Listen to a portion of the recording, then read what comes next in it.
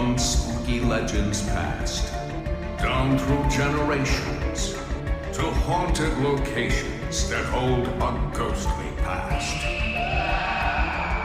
Come one, come all, come finders and seekers.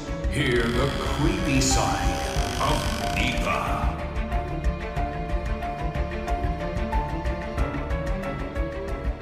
Welcome to the Creepy Side of NEPA. I am Dan Kosloski.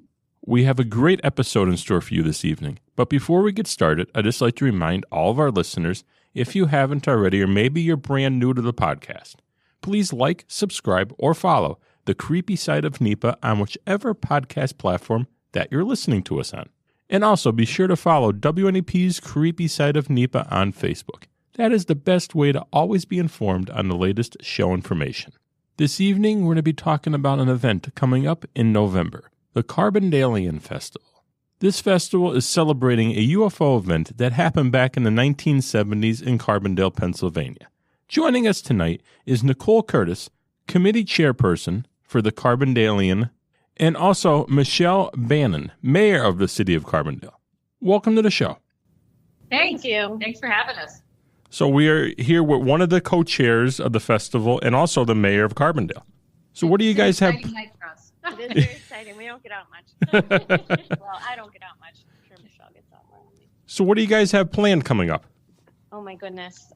We have so much planned. It's very exciting. The day of the festival. Oh goodness, where do I start? We have Before you go any farther, the day of the festival, I believe, was November 9th. Am I correct? It is November 9th. Okay. Yep. The festival itself is from 11 to 5. Wyoming Valley Ghost Tours is handling the vendor marketplace. So we have vendors that will be in the park across from City Hall, and we have vendors that will be in Adams parking lot. Yep. Yeah, it's a really nice space. So we'll have the marketplace there. And also, don't mean to interrupt, Nicole. There's so the downtown is a perfect downtown. It's set out beautifully, but we also have a train from Steamtown coming up. Okay. So Steamtown has graciously offered one of their excursions for this event because we have such a high volume of things going on that day. So, if you see that they're going to have advertisements for tickets and rail service up to Carbondale. It's a great opportunity to ride the train from Scranton up to Carbondale. It's really a scenic tour this time of the year. And yeah, that's cool. Steamtown does a great job of getting people here and getting them back safely. Now, do they normally run their train rides up to Carbondale, or is that just special for this event? For special occasions, they do it. So what we do is we give them a list of our events during the course of the year, and they're able to choose what can fit into their schedule. And then they found this to be very interesting. So they, of course, wanted to send a train up for this. Yeah, that is very interesting, especially how you could hitch a train right from downtown Scranton to come right up. That's right. It's beautiful on the Carbondale line. So you can get ticketing information for that on the Iron Horse Society website. So they run the steam engine up for events like this. And they're really excited, and they're going to be wearing costumes on the train, and they're really thrilled about being part of our Carbondale Festival here. That's cool. Everyone's getting involved. Yep, for sure. So let me just tell you about what else is going on that day. We'll have music in the park. So our Carbondale bands, we'll have the Critchley Brothers Band. And we have the Wannabes that'll be playing music all day in the park. We have guest speakers that'll be at the Hotel Anthracite all day, and that's a free event all day. We have speakers coming in that will be talking about all kinds of things from Bigfoot to invasion of the body snatchers. We have an author that wrote a book about UFOs with a whole chapter just on the Carbondale event. And then we have a MUFON investigator that is talking about debunking and kind of how the government sort of steps in and kind of tries to downplay these events, which I think speaks really directly to our event when we talk about in 1974, they were saying that it was a mining lantern that burned for all that time in the silt pond at Russell Park. And then we're also doing an after party. So we'll have an event from 6:30 to 8:30 at the hotel. That'll be a ticketed event. And Heather Taddy is our guest of honor.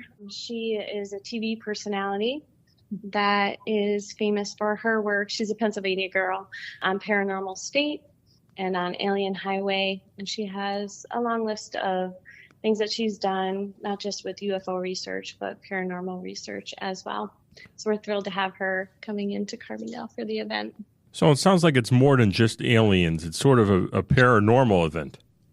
Yeah, talking about this, a lot of cryptid stuff too. So people that are interested in Bigfoot or in Mothman or all of those things, are going to really enjoy being here and kind of meeting with like-minded people and learning about all different types of things that, are happening, not just in Pennsylvania, but there are a lot of really interesting Pennsylvania stories. Oh, there sure is, even just in this area itself.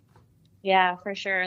Northeastern Pennsylvania is almost I almost think it's a portal for all things kind of supernatural, right? Which speaks to your show. And then we also have at the crash site, so at Russell Park, where the event took place in 74, the silt pond is actually still there, and we're working with the Lackawanna County Historical Society. They've written a play, so there's going to be an immersive experience there where people can move through this theatrical presentation and kind of get an idea of what it was like that day from different points of view, from the police, from the Civil Air Patrol, from the locals, from just immersing themselves into getting the idea of what happened that day, which is a pretty cool way to understand our event that happened here 50 years ago. And then we also have an alien hot air balloon. Who knew that was a thing? But yeah, I didn't know that was a thing. I know, it's so exciting. He reached out to us, and he'll be at the park offering tethered rides for people later in the afternoon from 2:30 to 5:30. The hot air balloon will be there for rides. So there's a lot going on. I know Michele can talk a little bit about, there's an exciting announcement being made that day. So she can talk to that a little bit. So, but before we start on that, Dan, I just wanted to talk about how you'll see there's many tentacles that have grown out of this. You said it yourself that, there's the paranormal, there's the aliens. Yeah, it seems like there's stuff going on all day for everyone in the family. Right, exactly. And I think that is a true reflection of how we roll in northeastern Pennsylvania. Carbondale is very unique, and we tout that all the time. I often say we need to embrace our quirkiness, because that's what we are, and that's what people really can't put their finger on with us. But you'll hear Nicole talk about the Lackawanna County Historical Society. Our Carbondale Historical Society is involved. The Delfino family through the Circle Drive-In. People from the Wyoming Valley Ghost Tours. The hotel is involved with it. We have an arts group that's leading this off with Nicole. There's so many different people that have thrown their talents and their treasures into this concept and made it so fun and so exciting. So it really is a culmination of partnership coming together to make something really, really fun. Yeah, for sure. Yeah, Lackawanna County Visitors Bureau is our title sponsor, and they can really, see the value in this, that people get excited about. Sure. Stories like ours, and they are all in on this. I always say, look at Roswell, and our story is very similar. Yeah, and in my opinion, way cooler than theirs. So, and funny enough, Dan, guess what our call numbers are for our emergency vehicles? Gee, We're Area 51. We're Area 51. Wow, what a coincidence that is! Is that amazing? It's ironically funny and true.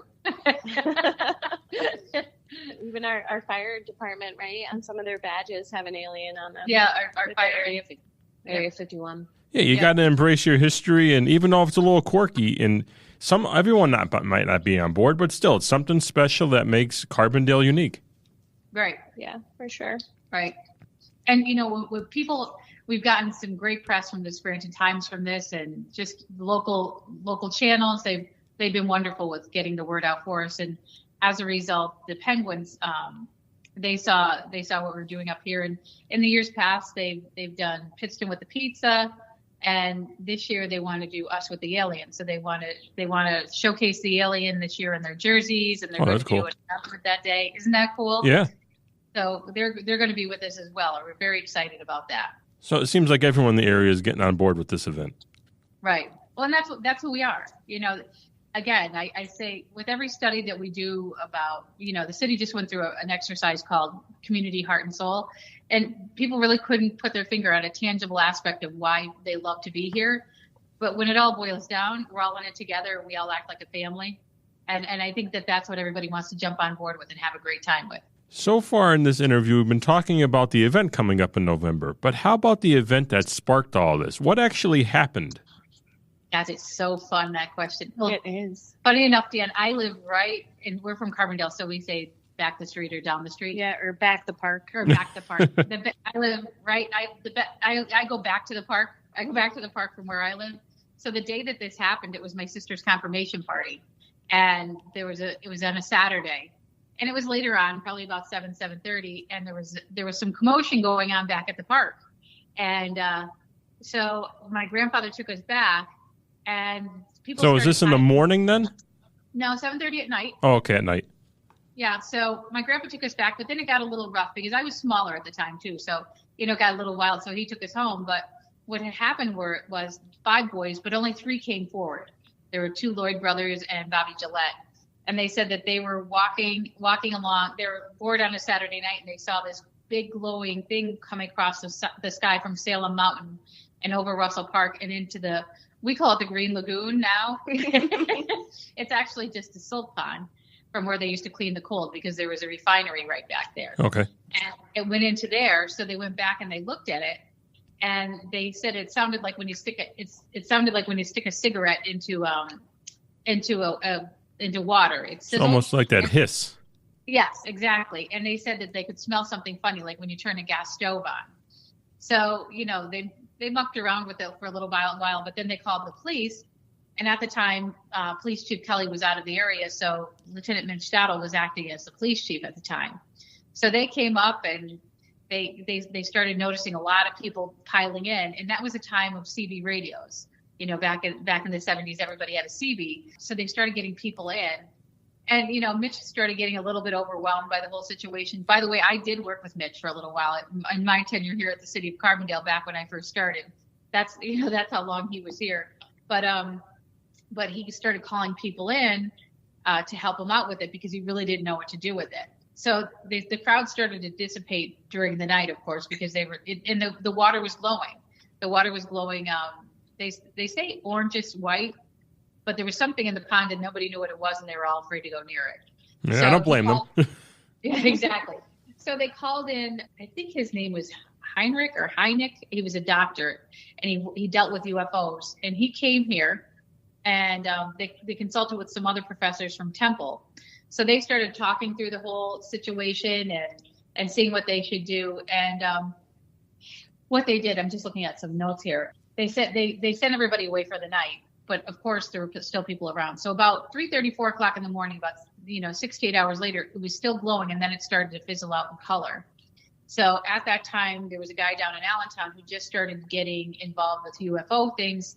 He jumped in his car because he heard all the radio reports. The United Press was giving out stories on what was going on here, and of course they really didn't know what to do with it themselves. So the Civil Air Patrol came in. Some state troopers were here. They had surrounding fire departments here, surrounding police departments here. So the next morning, about 8 o'clock, everything started to rev up again. But what happened was, at first there's 1,000 people. Then there's 3,000 people. By noontime, there was over 10,000 people in the area. Yeah, and they were having a hard time managing all of it. And they still didn't know what was in the water, because they didn't know how to get under the water to see what was in there. So what had happened was, they decided that they were going to start to pump out the pond to see if they could see what was in it. So the pumping took a long time, a lot longer than what they thought it was going to take. So then they thought they'd dig a trench to let the water out. Mm-hmm. But they didn't want to flood the surrounding areas. So they did get the water down a little bit, and they tested the water too, and the water was clean. There weren't any. Right, they had like Geiger counters. Yeah, to see like the radiation levels and stuff, right? Yep. And so what happened? Then they tried to get one of those big magnets that you pick up a car with a junkyard in. They tried to get one of them in there, but it kept on picking up all the debris that was in the silt pond. So finally, they decide they're going to get in the water. They get in a boat, the police chief, another police officer, and some people from the Civil Air Patrol, and they makeshift this thing. It looked like a fishing net at the end of a pole, and they were trying to grab what was in the water, but they couldn't. So while they were in the water, the media, whatever it was in there, whether it was UFO, because they said it was like a 5-foot in diameter saucer. That's what they were describing it as. And then while they were in the water, they felt they felt a charge onto the boat. And the cop got really nervous, and he shot 6 rounds into the water. Oh, wow. Yeah, and he startled himself so much that then he fell in the water himself. So, they went through that, didn't get much room, and then this is where the story gets really dicey. Somebody saw a local delivery truck pull into the area, and then it never left. But then a flatbed truck came in the back way, which the logical way would have been up through Church Street and back to the park, but it came in the back way through Upper Powderly Street. And then next thing you know, they're putting this unidentified flying object on the back of a flatbed truck, which nobody saw this happen, by the way. All they did was see the truck with the black tarp over the top of it, pulling away, going out the back way. So there's where a lot of the confusion and a lot of the mystery and everything else around the whole situation comes from, because anything from that point forward is really dicey. And anybody who was here helping, the diver that went into the water said Carbondale was very open. They were eager to let them be a part of it. But when the federal people were involved, they were kind of not saying much and keeping everything to themselves. So. Yeah. Michelle, did you see the flatbed truck go by your house? No, it didn't go that way. It went the back way out. Okay. Mm-hmm. And that's the thing too, Dan, that like anybody that you talk to that was here Mm-hmm. at that time has the same exact story. They saw that flatbed truck with a tarp over something large leave the area. So everyone's stories line up. It isn't like someone's out there making something up. No. And my husband, who lived back there as well and was in the cemetery, is right there, trying to see what was going on, was like forced to leave by, whoever, the police or by the National Guard is what he thought they were at the time, that they all saw the same thing. So, that's the part that I think makes our story really interesting and kind of leaves it open to your own interpretation, as to, it could be anything. It could be a UFO. It could be a meteor. It could be, I don't know, Russian space junk, whatever. And it's just weird how they wouldn't let people know what it was. Right. And the other peculiar thing is there was another doctor on site. I can't remember his name. He noticed, pardon me, when he arrived here, that there weren't any skid marks. There weren't any downed trees. Mm-hmm. There weren't any gouges of anything. And there wasn't any water displacement from where, if it were a meteor and he slid in. Yeah. That's what he found so peculiar. Yeah. And I think, from the eyewitness accounts from those boys that were there originally, it hovered over the pond. So the way they described it was it didn't crash into the pond. It landed there. Mm-hmm. Which, as I'm saying, it gives me chills to think about that. Yeah, the whole story is a wild event. It is. It really is. And when, unfortunately, one of the original 3 boys has passed away. But that's a great story too. It is a great story, but my husband has talked to one of the other brothers that was there. And, he said that the government tried to pay them off. He said, no way. And we've been really kind of refreshing our memory about this. Michelle and I were only 5 at the time. Yeah, we were 5. Not to if you do the math, you can figure out how old we are. But, one of the other eyewitnesses said, that they were threatened, they'd end up at the bottom of the pond too, if they said anything about it. And, all of that stuff kind of lines up with any type of encounter that you read about, that the government really just doesn't want the general public to know what's going on. So. Right. And the one gentleman who did pass away, one of the first eyewitnesses, he made up a story that they threw a mining lantern into the water, and that's what was glowing. So that was the folklore for all these times. As I say, that's where the lantern comes into play then. Right. And and I think that he claims that he made up that story because he was in a fight with his girlfriend and he was upset and he just made it up to make them go away. And I think my personal opinion is that they probably scared him and he made up that story to cover up what he knew. And then in addition to that, before he died, he said, I made up that story. That's not a true story. Now, the funny story about the lantern.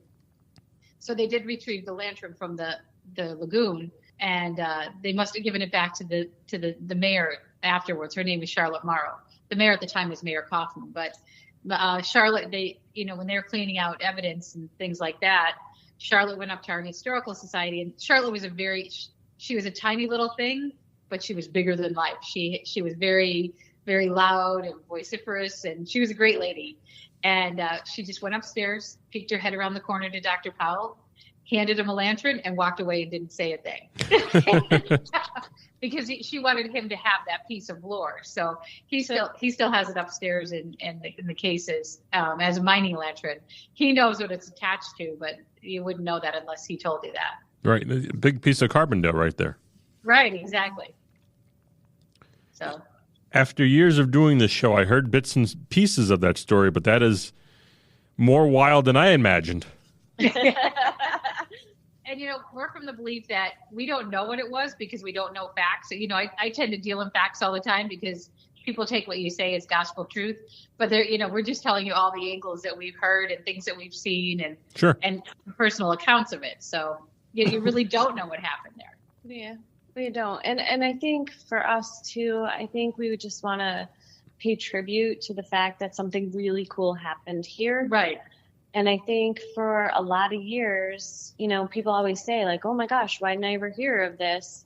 I think that people were made to be embarrassed by it, to kind of feel ashamed of it. And I think that that's part of that whole debunking thing where the government makes people feel that way so that they don't talk about it. And I think that, we feel that it should be celebrated, that it's this really amazing thing that happened in our little town, and we're proud of it and we want to celebrate it.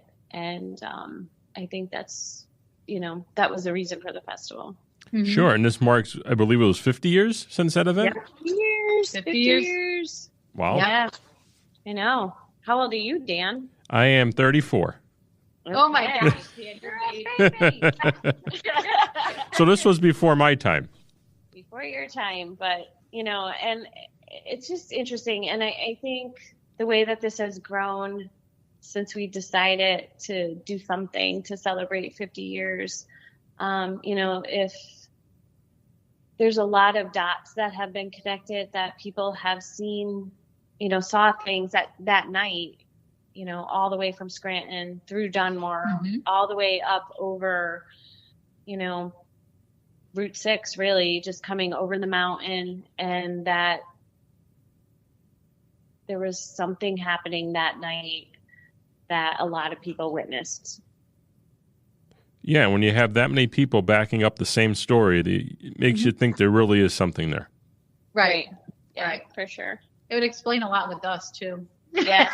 And I think that we love that we're Carbondalians, and that people Sure, you got to embrace it. Be Carbondalians. They're going to want to move here just so that they can say that they're part of our alien extraterrestrial culture. Right. It's something unique, that's for sure. Yep. Yeah. So, Pittston has the tomatoes, Old Forge has the pizza. Yeah. And we have the UFO story. So, yeah. It makes this area even more unique and a reason to visit. Yeah, that's right. Absolutely. We love bringing people here. Yeah, we're excited. Now, if anyone was interested in coming to the event, when is it held and where could they get more information? Do you have a website or are you on Facebook?